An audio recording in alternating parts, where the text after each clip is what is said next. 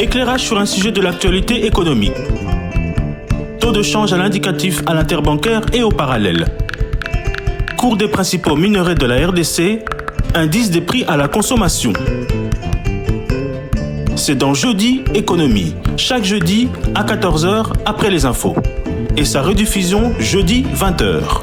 Jeudi Économie, émission présentée par Eric Ambago. Bonjour chers auditeurs, bonjour chers téléspectateurs, bienvenue à votre magazine hebdomadaire Jeudi Économie. Vous connaissez les rubriques, taux de change à l'indicatif, à l'interbancaire et au parallèle. Vous aurez le cours des principales matières d'exportation du pays, le panel de la ménagère et un invité pour commenter un sujet de l'actualité économique. Commençons par le taux de change. Béro Matonda, bonjour. Bonjour Eric Ambago. Quelle est la parité aujourd'hui, franc congolais, principale devise étrangère? La parité franc congolais principale devise étrangère à l'indicatif se présente de la manière suivante. Un dollar américain vaut 2734,6839 francs congolais.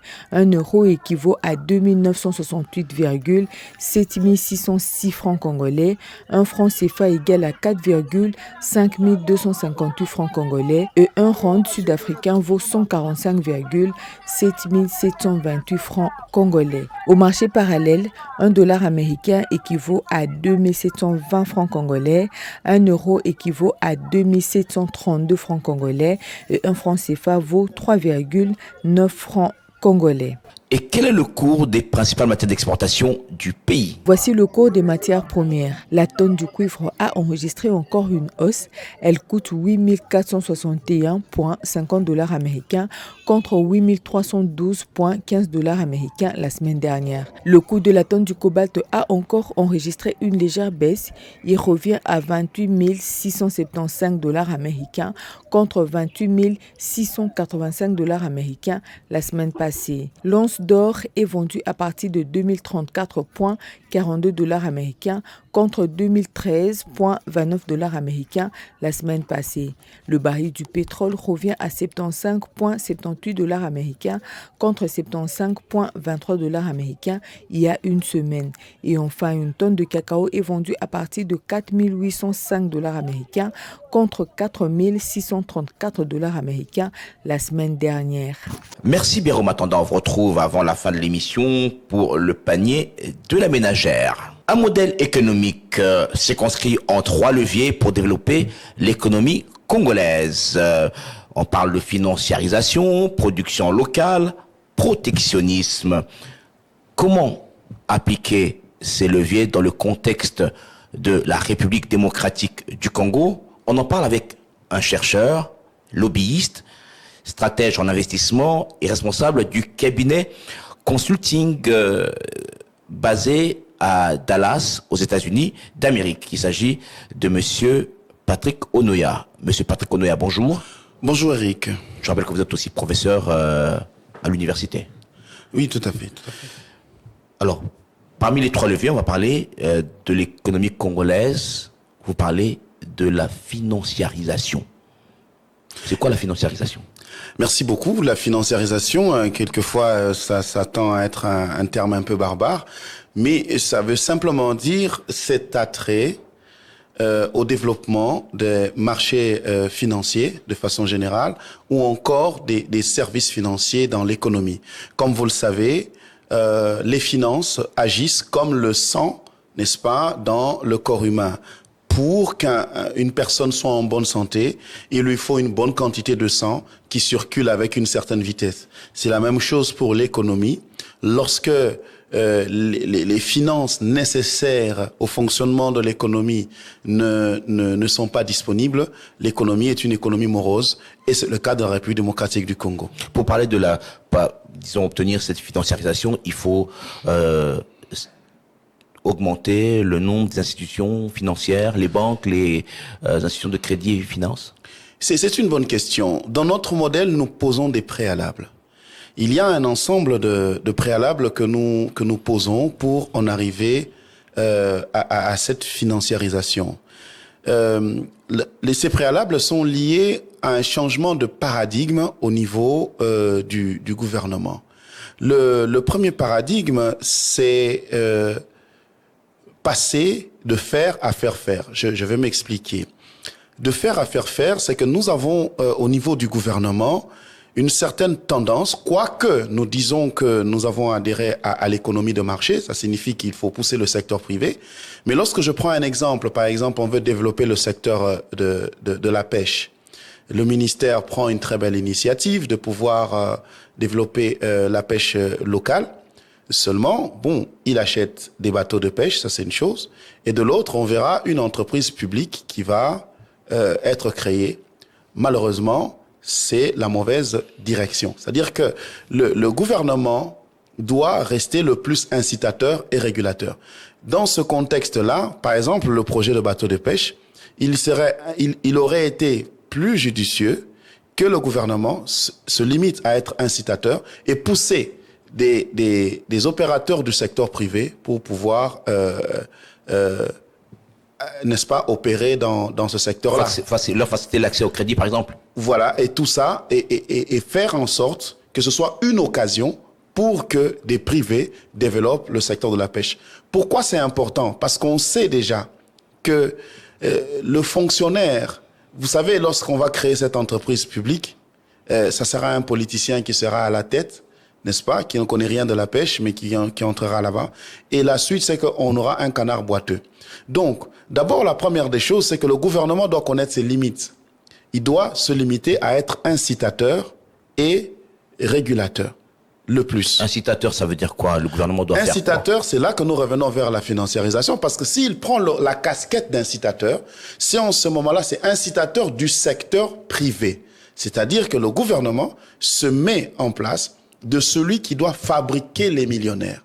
Vous savez, en 2019, je crois 2020, j'ai organisé une mission pour, à l'époque où l'OPEC devenait l'ANADEC, donc pour l'OPEC, la présidence et le ministère des PME, qui est allé aux États-Unis, au Texas, pour voir de quelle manière on propulse les petites et moyennes entreprises. Il faut retenir que c'est l'État qui fabrique les millionnaires. Lorsque on dit que le chef de l'État veut avoir des millionnaires, c'est l'État qui doit les fabriquer. Ainsi, revenons sur la question de la financiarisation. La financiarisation dans un concept, dans un contexte économique, c'est créer l'accès à l'épargne, n'est-ce pas? Parce que c'est l'épargne qui crée l'investissement. Ainsi, on a deux types d'épargne qu'il faut mobiliser. Il y a l'épargne locale, donc l'épargne nationale, et l'épargne étrangère. Dans l'épargne nationale, je vais analyser les deux aspects. Au niveau de l'épargne nationale, on note ici une étude établie qu'il y a plus de 10 milliards de dollars, n'est-ce pas, de thésaurisation en République démocratique du Congo. C'est-à-dire, on a plus de 10 milliards de dollars qui est à la maison. Les gens ne trouvent pas un intérêt de pouvoir amener cela dans le circuit bancaire. Ils n'ont pas confiance au système bancaire congolais. C'est simplement parce que... C'est une culture congolaise. Et c'est parce que les banques ne... Lorsqu'on a, par exemple, un DAT, un dépôt à terme, n'est-ce pas, on vous propose, par exemple, 2% annuel, bien, ça ne vous intéresse pas nécessairement. Ceci veut simplement dire que la financiarisation veut qu'il y ait une réflexion poussée sur comment on peut faire pour attirer, n'est-ce pas, cet argent que les gens gardent dans leur maison pour amener, n'est-ce pas, dans l'économie. On a, par exemple, la création des sociétés de placement. Parce qu'une banque commerciale a une philosophie, n'est-ce pas? Mais une société de placement peut vous offrir, par exemple, des taux d'intérêt par rapport à va vous proposer une rente. Je donne un exemple pour bien illustrer. Lorsqu'on a un retraité qui touche 50 000 dollars à sa retraite, s'il a déjà un logement pour lui, n'est-ce pas? Quelles sont les options d'investissement qui sont à sa disposition? À part construire, s'il a 50 000, qu'est-ce qu'il peut? Il n'est pas commerçant. L'État doit réfléchir. La financiarisation réfléchit à ce genre de choses. C'est-à-dire, on peut proposer à ce papa de faire un placement de ces 50 000 et il a par exemple une rente de 500 dollars par mois. S'il peut vivre de cela, il pourra même laisser les 50 000 en héritage pour ses enfants. En ce moment-là, lorsque les retraités qui ont cet argent, leur argent, savent comment le replacer dans l'économie, n'est-ce pas? Eh bien, cet argent va servir aux entrepreneurs. On a ici, au Congo, faute des options d'investissement, on a une thésaurisation sous une autre forme, c'est-à-dire c'est par la terre.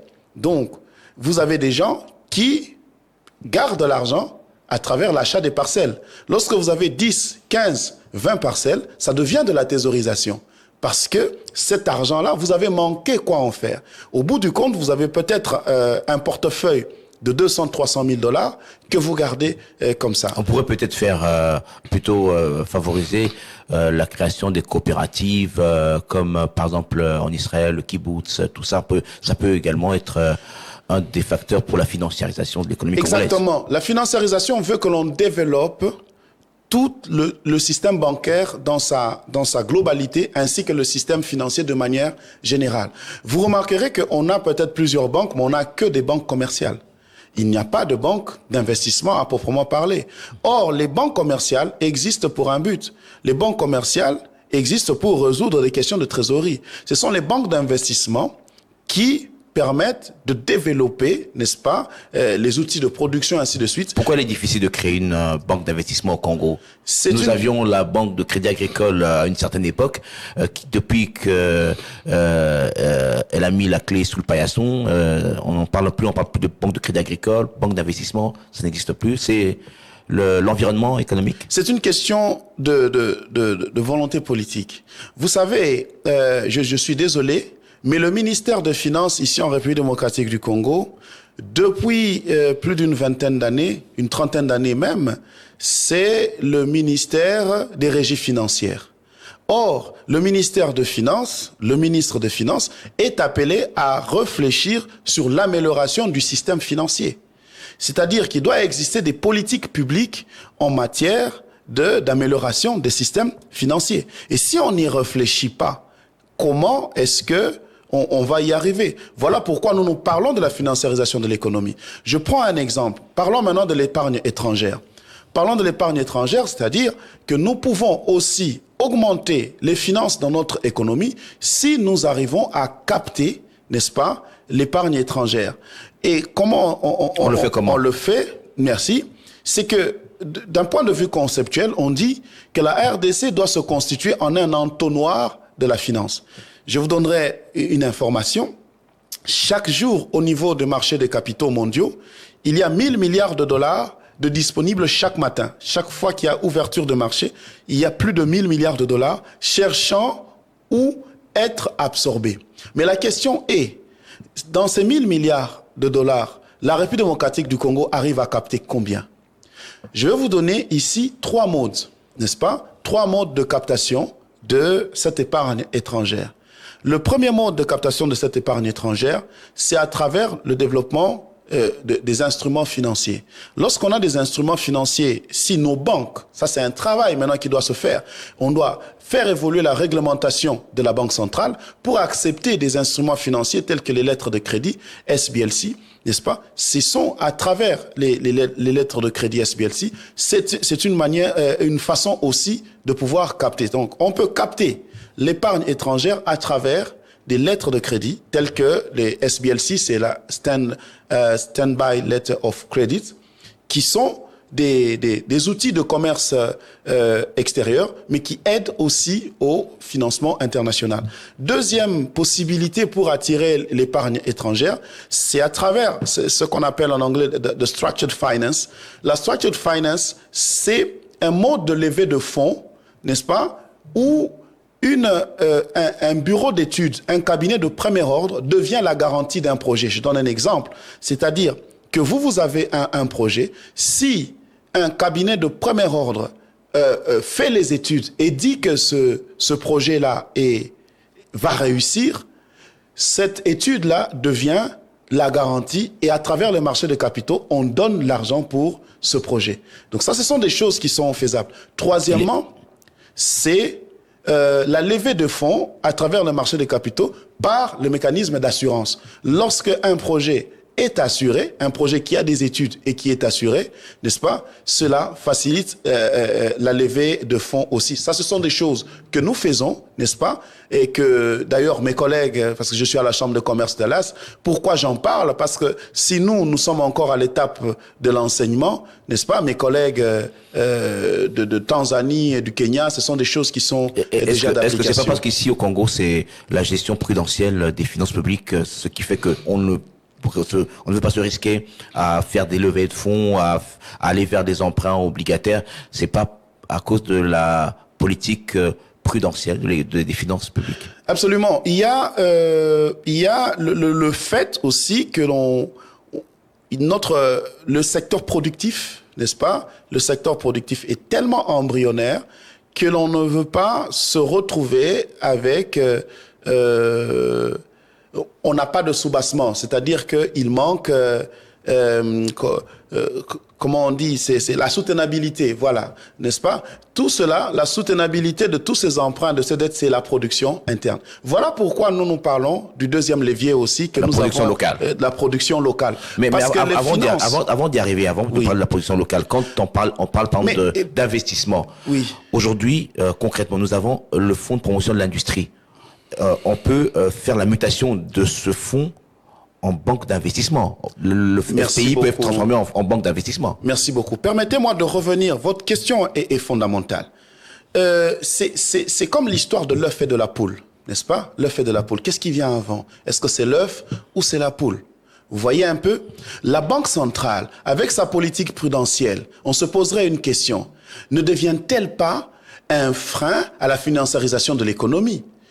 C'est pourquoi nous proposons un modèle, n'est-ce pas, où nous disons il faut développer le secteur financier en République démocratique du Congo, mais pas pour simplement le développer, mais sur base d'un programme de la construction du tissu économique. Revenons au FPI.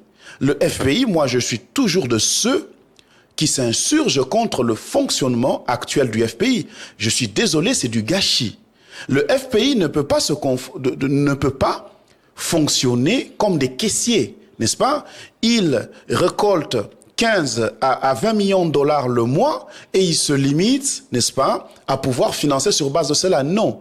Je suis d'accord avec vous qu'ils doivent être mutés en une banque d'investissement en ce moment-là, parce qu'une banque d'investissement fonctionne sur base des mécanismes d'effet de levier. En ce moment-là, le FPI, avec 15 à 20 millions de dollars par mois, doit être à même de réaliser au moins 1 milliard de dollars de projets. Je pèse mes mots. Pourquoi?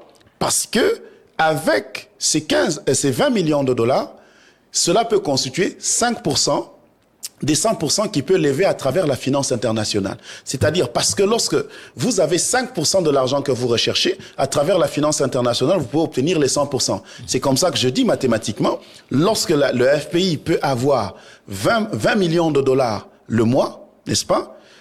Il peut donc avoir annuellement à financer 1 milliard de dollars de projets. Alors, et cela est faisable. C'est une question de changement de paradigme. Deuxième levier, la production locale. Il y a des préalables pour y arriver. Merci beaucoup. D'abord, c'est une question de changement de paradigme, n'est-ce pas? Parce que à un moment donné, il faut se dire trop c'est trop. Eh bien, on a des chiffres tels que nous importons pour les biens de consommation, chaque mois, nous importons à hauteur de 2 milliards de dollars, s'il vous plaît. Plus de 2 milliards de dollars. Plus de 2 milliards de dollars, et cela fait 24 milliards de dollars par an. Et vous le savez bien, Eric, c'est que qui dit importation dit enrichissement des autres. Nous enrichissons les autres et nous appauvrissons. Pourquoi il faut la production locale? Eh bien, c'est parce que si on veut arriver à créer des emplois tels que le chef de l'État veut créer, s'il veut améliorer le panier de la ménagère, n'est-ce pas? S'il veut stabiliser le dollar, eh bien, au-delà des mesures conjoncturelles, le nouveau gouvernement doit avoir le courage d'attaquer les mesures structurelles. Et dans les mesures structurelles, nous devons rétablir l'économie réelle. Et dans l'économie réelle, cela commence par la production. Et nous, ce que nous proposons dans le cadre de notre modèle, c'est l'industrialisation par substitution aux importations. C'est-à-dire? L'industrialisation par substitution aux importations, c'est-à-dire que nous faisons une shortlist de dire quel est le top 10 des produits que les Congolais importent le plus. Prenons l'exemple. Le Piodi, chinchard. Voilà, chinchard. Nous avons le chinchard. Cuisse de poulet. Cuisse de poulet. Enfin, je sais même pas pourquoi on ne voit jamais les autres parties. Mais bon, voilà, le poulet. Nous avons, je sais pas, le ciment. Voilà. C'est-à-dire que c'est la balance commerciale qui nous donne l'information. Selon la balance commerciale, qu'est-ce qu'on a qui fait cela? Et on met en place une politique nationale pour développer le secteur industriel. Je vais vous dire pourquoi nous avons commencé par le premier levier, la financiarisation. Parce que développer le tissu industriel en tant que deuxième levier, il va se poser un problème. C'est le problème de l'investissement, n'est-ce pas? De l'investissement des entrepreneurs locaux, d'où provient l'argent. Voilà pourquoi nous commençons par dire, il est important déjà d'intégrer les mécanismes de la financiarisation, de savoir comment on lève les capitaux pour que cela serve au deuxième levier, qui est le développement du tissu industriel congolais. Et cela va permettre à ce que le franc congolais, n'est-ce pas, puisse avoir de la valeur. Parce que comme vous le savez, pour un commerçant, n'est-ce pas, la monnaie qui a de la valeur pour lui, c'est la monnaie d'approvisionnement. Pour acheter la marchandise, j'utilise quelle monnaie?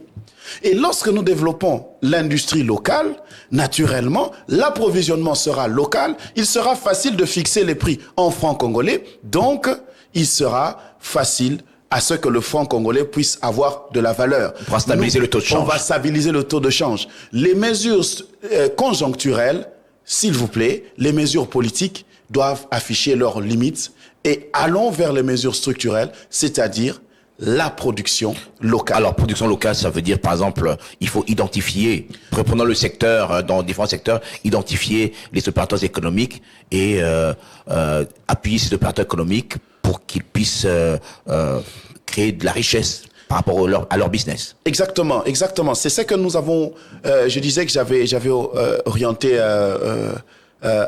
au Texas à ce qu'on appelle là-bas la Small Business Administration, donc qui est l'équivalent de l'OPEC, qui est devenu ANADEC ici. Comment il fonctionne, n'est-ce pas? Il fonctionne sur un principe de 3 C, n'est-ce pas? Le premier C comme capacity, le deuxième C comme capital, le troisième comme contract. Je veux insister sur le premier C qui est capacity. La capacity, c'est le renforcement de capacité. Ils ont compris ce que fait l'ANADEC. Ce n'est pas suffisant. Ce qu'ils font, ce qu'on a vu avec le DG de l'ANADEC, sortant Monsieur Ezekiel, qui a bien vu, c'est que là-bas aux États-Unis, ils mettent en place des programmes de mentoring, n'est-ce pas? C'est-à-dire que ce sont des programmes d'accompagnement. Et le dernier c'est contract. C'est-à-dire que c'est l'État qui donne des contrats, n'est-ce pas, okay, à ces entrepreneurs, mais ces entrepreneurs sont accompagnés dans des contrats de mentorat, n'est-ce pas? Des contrats de mentorat, ce n'est pas à dire qu'on t'a formé, on t'a appris comment faire un business plan, non. On t'accompagne et l'État te donne des contrats, on t'accompagne. En ce moment-là, on gère aussi la question de détournement ou de ceci parce que vous êtes dans un programme très bien contrôlé. Donc, nous pouvons copier ce qui est bon et l'adapter, n'est-ce pas, à notre sauce. On ne laisse pas les gens, n'est-ce pas, se débrouiller même après une formation. C'est faux. Vous le savez bien que même après avoir formé quelqu'un, il faut l'accompagner, le soutenir. Il y a un problème aussi. Production locale suppose énergie qui pose problème. Production locale suppose infrastructure routière. Suppose également allègement fiscal. Merci beaucoup. Et là, vous touchez le point. Je m'insurge constamment en faux contre un paradigme qui existe au niveau de pratiquement tous les gouvernements, c'est de dire, mettons en place les infrastructures et l'économie va suivre. Mais attendez, c'est archi faux. Ici, le gouvernement doit aller vers ce qu'on appelle des projets SMART. C'est un sigle, S-M-A-R-T, Ce sont des projets spécifiques, des projets mesurables, des projets atteignables, des projets réalistes et des projets temporels. Mais je vais revenir sur la question de mesurable. Il y a une erreur en termes de paradigme que de croire que les infrastructures entraînent le reste. Non. Il est important... Mais favorise le reste. Parce qu'aujourd'hui, mettons par exemple aujourd'hui, avec les 7 milliards de dollars issus de la renégociation de l'accord de collaboration entre la RDC et les composantes entreprises chinoises, 7 milliards de dollars consacrés aux infrastructures routières, c'est pour permettre l'évacuation des produits des zones reculées vers les centres de consommation des villes. Ça va booster la production intérieure, du moins même si ce sont des productions artisanales. Cher Eric, merci. Allez, faisons-en une étude de cas. Pourquoi je dis qu'il faut un changement de paradigme à ce niveau-là pour que ça réussisse? La question fondamentale est de savoir, entre la réflexion sur les infrastructures et la réflexion économique, quelle est la réflexion qui doit précéder l'autre? Si nous mettons la réflexion sur les infrastructures en premier, une fois qu'on a fait les infrastructures, eh bien, ça signifie débrouillez-vous, n'est-ce pas? Mais, or, on sait que déjà l'économie urbaine de la République démocratique du Congo est peu structurée. Que dire de l'économie rurale? Si ces personnes n'ont pas de documents, ils sont dans l'économie informelle, comment pourront-ils accéder au crédit, n'est-ce pas? Parce qu'ils n'ont pas de documents. Comment peuvent-ils augmenter leurs débouchés par rapport à l'approvisionnement qui serait à l'international, par exemple? Qu'est-ce que je veux dire par là? Il est important qu'on réfléchisse sur le développement des écosystèmes. C'est-à-dire que si la réflexion économique doit commencer, dans laquelle, n'est-ce pas, les infrastructures est un des éléments. En ce moment-là, on va établir un programme de développement économique, par exemple, du Grand Bandundu. Et on va voir, il y a les routes. Donc, il faut qu'il y ait l'électricité. Il faut qu'il y ait un bureau de la NADEC, il faut qu'il y ait un bureau du guichet unique, il faut... Vous comprenez un peu? Alors, c'est ça la réflexion que nous disons. Prenons dans une échelle de 1 à 5. On commence par quoi, d'après vous, pour arriver à favoriser la production locale? On commence par quoi? Ce que l'on commence, c'est d'abord au niveau de la conception. On commence par concevoir le modèle économique de développement d'un territoire. Parce que nous savons que lorsque partout au monde, vous allez constater que chaque pays, même ici en République démocratique du Congo, chaque région a ses spécificités. Vous comprenez? Vous devez savoir, le Congo, on peut le subdiviser par exemple en 5. On dit à l'équateur, on veut faire l'agriculture de rente. Nous, allez, il y a encore de l'EVA. C'est ça que l'on veut, développer. Au sud, on veut développer, par exemple, les pommes de terre. C'est-à-dire que c'est cette réflexion la réflexion du développement économique des grandes provinces va précéder. Et puis de 2, nous commençons maintenant à nous poser des questions sur les différents moyens. Parmi les moyens, on a les moyens routiers, n'est-ce pas? Les moyens, l'électricité, ainsi de suite. Et enfin, la finalité, c'est le développement, c'est l'activité économique. Et puis c'est l'agent économique en lui-même. Qu'est-ce que l'on fait pour qu'il puisse, n'est-ce pas, s'épanouir? Le problème, lorsque on s'intéresse aux infrastructures seulement, eh bien, on laisse l'agent économique se débrouiller. Et nous sommes en train d'expliquer ici que toutes les économies de marché qui marchent, on ne laisse pas l'agent économique se débrouiller, n'est-ce pas? Et on l'accompagne sur base d'un programme de développement de la sous-région qui a été établi par le gouvernement. Alors, troisième levier, Monsieur Patakonoya, le protectionnisme économique. C'est pas trop fort, ça? Eh bien, chaque pays... Et c'est quoi, expliquez-nous, protectionnisme? Merci beaucoup. Ce sont des barrières, n'est-ce pas? Ce sont des barrières douanières, ce sont des barrières à l'importation que le pays décide de mettre pour favoriser le marché local de certains produits. Je dis bien... Alors qu'on est dans une économie libérale. nous sommes dans une économie libérale et je dirais même, vous vous rappellerez que les États-Unis, c'est parmi les économies ultra-libérales, mais naturellement, vous vous rappellerez du contentieux à chaque fois avec la Chine, n'est-ce pas, sur les barrières douanières sur certains produits. C'est-à-dire que oui, nous sommes dans une économie libérale, mais nous voulons aussi que les Congolais puissent, que l'économie réelle, n'est-ce pas, congolaise puisse se développer. Prenons le cas, lorsque nous savons que Bumba, à l'époque, on entendait parler du riz de Bumba, oui. On entendait aussi parler du riz de Lodja. Mais nous savons que lorsque nous allons commencer à produire ce riz, eh bien, il nous faudra peut-être du temps pour que le coût de production de ce riz puisse rivaliser le riz de l'Indonésie, n'est-ce pas? Mais si nous voulons que le Congolais s'habitue à consommer le riz de Bumba et le riz de Lodja, qui sont les deux grands centres de production de riz que nous avons, il faudra bien que le gouvernement puisse mettre en place des mécanismes pour faciliter la consommation de riz. Rappelez-vous que les cimentiers ont posé le même problème. Oui, le ciment provenant de Chine, le ciment provenant de Turquie, concurrence le ciment congolais. Du Congo central. Du Congo central. Et il est important et vous savez qu'en matière de ciment aussi, on a tenté, mais ça n'a pas marché.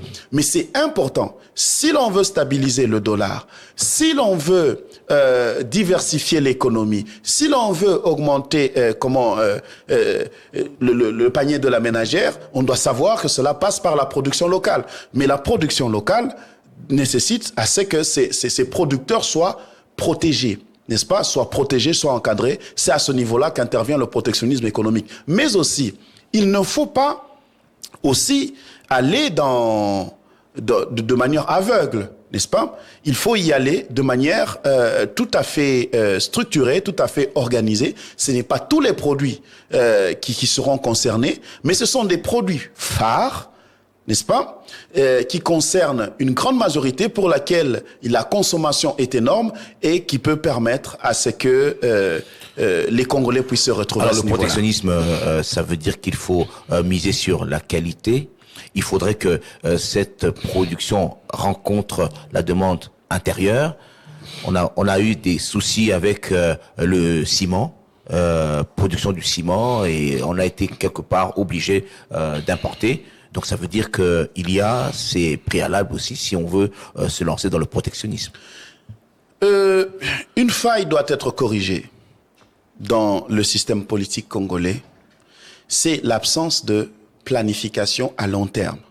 Il est important que, je crois que c'est peut-être de la compétence du Parlement, que l'on puisse adopter comme dans les grandes puissances les matières obligatoire, quel que soit le changement de régime. Il y a, par exemple, si nous allons dans une question telle que la normalisation, la standardisation, la mise en place des normes et des standards oblige à ce qu'il puisse y avoir des centres de recherche, n'est-ce pas, qui accompagnent les producteurs pour pouvoir les aider à avoir des standards de qualité internationaux. Il existe un fossé au niveau scientifique entre la production d'un prototype et le produit fini. Entre le prototype et le produit fini, il y a un travail de recherche et développement qui doit se faire. Et cela nécessite donc un investissement de la République démocratique du Congo dans les universités, dans les centres de recherche, pour qu'il soit réellement cet appui aux inventeurs, aux producteurs, aux industriels congolais. Et cela doit se faire dans le cadre d'un programme sur 10 à 20 ans. Et quel que soit le président de la République, quel que soit le régime, il doit y avoir des matières obligatoires, n'est-ce pas, qu'on ne touche pas, on laisse cela avancer. C'est comme ça qu'on va s'en sortir. Mais si on fait à chaque fois du saupoudrage, après le chef de l'État, celui qui vient, c'est autre chose, il y a un éternel recommencement, eh bien, on n'y arrivera pas. C'est pourquoi vous demandez au gouvernement de créer des cadres de discussion pour ce type de questions.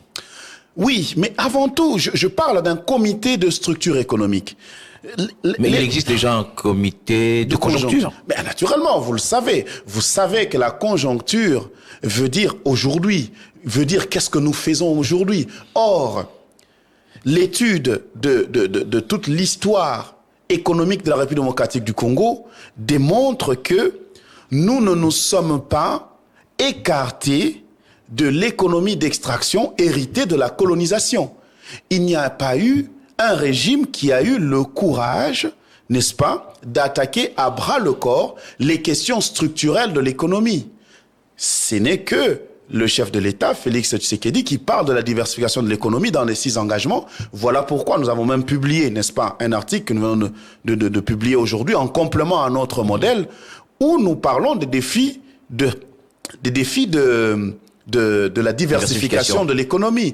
Parce que on montre que l'économie d'extraction avait déjà montré son essoufflement en 1957, n'est-ce pas? Cette économie d'extraction en 1957, mais on l'a pas remarqué parce que juste 3 ans après, il y a eu l'indépendance. Mais on dépend essentiellement du cours des matières premières. Okay, et l'année 1974 a été carrément le cimetière de l'économie de la RDC, où on a vu la chute du cours du cuivre, n'est-ce pas? Et qui s'en est suivi jusque l'économie de la République démocratique du Congo après les années 1900 qui ont été aussi un cimetière politique, et l'économie de la RDC a commencé à renaître les années 2000 encore avec la reprise du cours du cuivre. Alors donc la croissance de la RDC est tirée par le secteur minier. Exactement. Or le secteur minier ne dépend pas de nous. Donc nous avons une économie qui dépend de la fièvre, de l'atout mondial. Et cela ne peut pas marcher. Lorsque je parle de l'existence d'un comité de structure économique au niveau du gouvernement, c'est pour aller dans le sens de la détermination du chef de l'État de créer une diversification de l'économie. Et il faut constater que ça sera une première depuis, je dirais, 1908, parce que nous avons cette économie extractive depuis 1908 jusqu'en 2024, où le chef de l'État veut que les choses changent. Et cela nécessite donc des réflexions profondes au niveau de la structure économique de la République démocratique du Congo qui doit changer. Je rappelle que notre invité, c'est M. Patrick Onoya, chercheur, lobbyiste. M. Patrick Onoya, avec vous, nous allons suivre le panier de la ménagère avec Béro Matanda.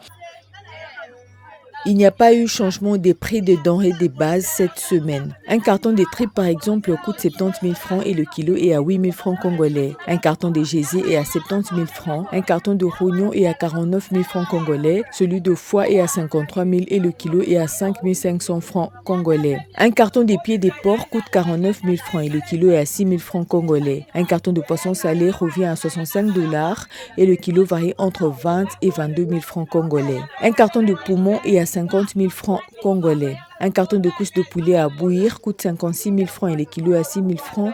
Les cuisses à rôtir sont à 70 000 francs congolais le carton. Un carton de poulet non emballé au poulet nu est à 68 000 francs congolais et la pièce varie entre 9 et 14 000 francs congolais, c'est selon le poids. Un carton de cotis viandé est à 110 000 francs congolais et le kilo coûte 11 000 francs. Un carton de chinchard 20+ coûte 88 000 francs. Celui de poisson appelé mbongo est à 69 000 francs congolais. Un sac de semoule de 25 kg varie entre 44 et 46 000 francs congolais. Un sac de riz de 25 kg coûte 73 500 francs, voire 77 000 francs congolais. Un sachet de sucre de 5 kg revient à 18 000 francs.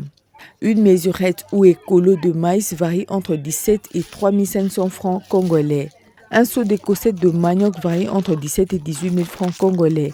Un bidon d'huile végétale de 5 litres varie entre 25 et 30 000 francs congolais, c'est selon la qualité.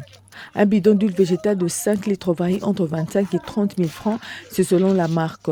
Celui de 25 litres coûte 104 voire 106 000 francs congolais. Un tas de bananes plantains varie entre 2 000 et 5 000 francs. Le régime s'est négocié à partir de 10 000 francs. Une mesurette ou copeaux de haricots varie entre 3 000 et 4 500 francs congolais, c'est selon la qualité. Un filet d'oignon coûte 85 000 francs.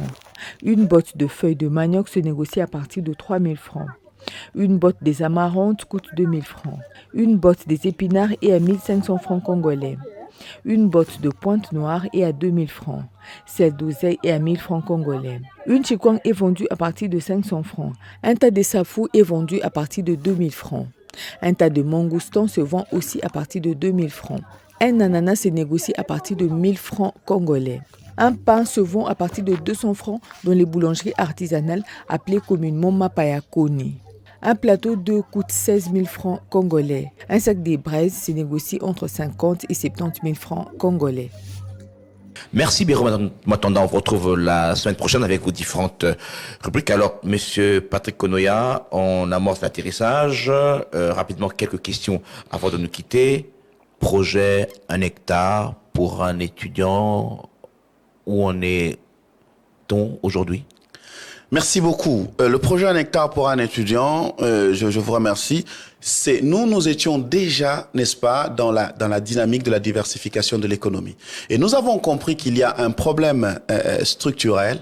Le problème structurel, c'est que nous avons de la terre et nous avons faim. Et nous avons aussi compris que ce sont ces intellectuels, ce sont ces universitaires qui ont voté pendant plus de 20 ans un budget agriculture 2% dans un pays où il y a 27 millions de Congolais qui souffrent de la faim, où on a 17 enfants qui meurent chaque heure. Ce sont des aberrations. Le projet 1 hectare pour un étudiant est dans sa phase de démarrage. Nous lançons ici en ce mois de février ce que nous appelons la maison de l'étudiant agricole. La maison de l'étudiant agricole, c'est ce cadre, n'est-ce pas, de formation. Les étudiants vont avoir des formations d'une semaine, deux, parce que vous ne pouvez pas vous lancer dans un domaine que vous ne connaissez pas, n'est-ce pas? Après ces petites formations que nous commençons, bien, ça sera l'octroi des terres. Nous sommes aussi dans des démarches avec les microcrédits ici du pays pour pouvoir. Nous avons besoin de 1000 étudiants, d'ailleurs, qui ont déjà souscrit. 1000 étudiants ont déjà souscrit au projet 1 hectare pour un étudiant. Je vous rappellerai que le chef coutumier de Songololo nous avait octroyé 100 000 hectares de terre. Nous espérons dans la phase pilote utiliser 1000. Nous sommes en train de négocier avec les microcrédits pour emprunter, donc accorder un financement aux étudiants. Parce que qu'est-ce qui va se passer? Il va se passer que les étudiants vont financer une petite partie et l'organisation, donc en ce moment-là, c'est la Fondation Patrick Konoya qui va injecter à travers ses partenaires le reste de l'argent pour produire, n'est-ce pas, nous allons faire du manioc. Donc nous sommes au stade de démarrage qui commence par la formation. Et nous comptons avec l'appui, naturellement, du chef de l'État, qui, lorsque vous constatez, a très bien souligné cela dans son projet du second mandat, un de ses programmes présidentiels qui est le développement des chaînes de valeur agricole, où il veut travailler essentiellement avec les jeunes. Et nous avons compris que le chef de l'État est avec nous et il va nous appuyer dans l'exécution. Alors, 2-3 questions rapidement. Questions courtes, réponses courtes. Vous faites de la recherche scientifique, vous êtes aussi politique. Absolument. Je fais de la recherche scientifique, je suis politique par responsabilité citoyenne, je suis cadre de l'UDPS, et voilà. Est-ce que votre qualité de cadre de l'UDPS ne biaise pas vos réflexions en tant que scientifique, en tant qu'économiste? Ce que j'apprécie avec le chef de l'État, c'est que c'est une personne qui a un esprit totalement ouvert et qui, surtout dans le cadre du second mandat, recherche des esprits ouverts, capables, n'est-ce pas, de lui prodiguer des bons conseils et de lui apporter des solutions aux problèmes. Parce que ce n'est pas la politique qui va mettre de la nourriture dans le panier de la ménagère, n'est-ce pas? Ce n'est pas la politique qui va diversifier l'économie, ce n'est pas la politique qui va stabiliser le dollar, c'est l'économie, c'est l'agriculture. Vous avez l'ambition de devenir membre du gouvernement, du prochain? Vous comprendrez que je travaille depuis un temps pour le pays, n'est-ce pas? Mais si le chef de l'État le veut bien, je ne dirai pas non. Je rappelle que notre invité, c'était Monsieur Patrick Konoya, chercheur, lobbyiste. Il est aussi cadre de l'UDPS. On l'a découvert à la fin de l'émission. On l'a peut-être surpris avec cette question. Merci Monsieur Patrick Konoya d'avoir répondu à cette invitation de Jeudi Économie. Je vous remercie, mon frère Eric.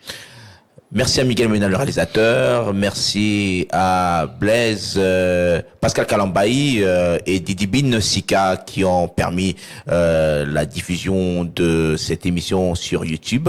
Merci à John Condé qui a assuré la partie FM. Merci à vous. On se retrouve la semaine prochaine. Merci à vous. Éclairage sur un sujet de l'actualité économique. Taux de change à l'indicatif à l'interbancaire et au parallèle.